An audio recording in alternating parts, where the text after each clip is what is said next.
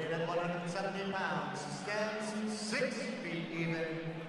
Fighting out of Sterling, Virginia, Dave Porter.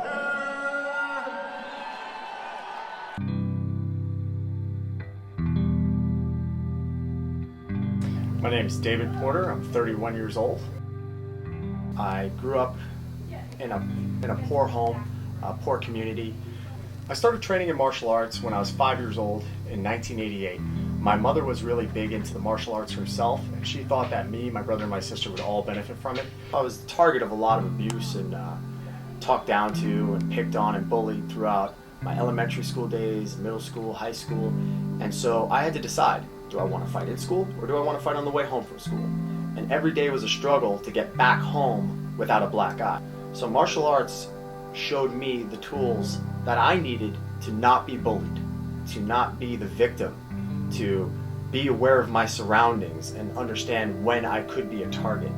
So just the overall awareness and how I held myself, and then the ability to also defend myself, were the biggest components of why I stuck with martial arts into adulthood. And then when I made my transition into mixed martial arts, ultimately I've had over 43 professional Thai fights, never had a loss, all wins. At one point or another I decided that my pro fighting career was coming to an end. I was still in my 20s. I wanted to have a little bit of time in the military because I always wanted to do it. So before I aged out, I jumped into the Marine Corps, and this was in 2009. When I was serving overseas in the Marine Corps, I went to Afghanistan twice in the Helmand Province, which is southern Afghanistan, known for being the most kinetic environment over there. My job was an 0311 infantryman, and my job was basically what you would think when you hear Marines overseas. The door kickers, hooking and jabbing, shooting at bad guys, and so on and so forth. When I started my second tour in Afghanistan with the Marine Corps, I was on an operation where we got put into a very rough area, and it had a huge IED threat, improvised explosive devices, the bombs that they're hidden in the ground and walls everywhere. We knew the place we were going into, and having your wits about you and knowing your surroundings is huge.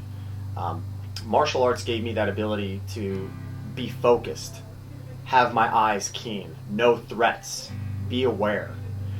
So even though some of these threats are basically invisible, your head is always on a swivel looking left and right. Even with that, I can only be in so many places at once. And on one such occasion, I had a friend who was out on a patrol. He stepped on a device, and it forced him into a bad spot. He was missing limbs, pretty badly hurt, and we immediately started taking care of him and keeping him calm. He couldn't even see us, so we could just hear the sound of our voices. If you don't have a good control of your own enthusiasm or your own aggression or whatever it might be, whatever the situation is, you'll lose your cool. And in that particular situation, me having my cool was more important than anything else, because I have to be responsible for this guy's life, not only in the treatment of it, but in keeping him from a higher state of shock.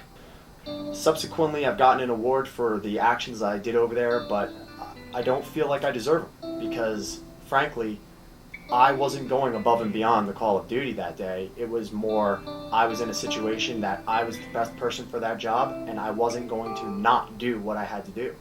I got out of the Marine Corps in 2012. So when you're in the Marine Corps, everything is very aggressive. You're taught to be a very physical presence. Everything about you is just supposed to be oozing with machismo. When I got out, obviously you're not going to scream at every individual person you meet and just spit coming out of your mouth every word you say and being very aggressive. So learning how to be passive and a little bit more relaxed, or just having regular conversations, it was very difficult, but jiu-jitsu translates to the gentle art.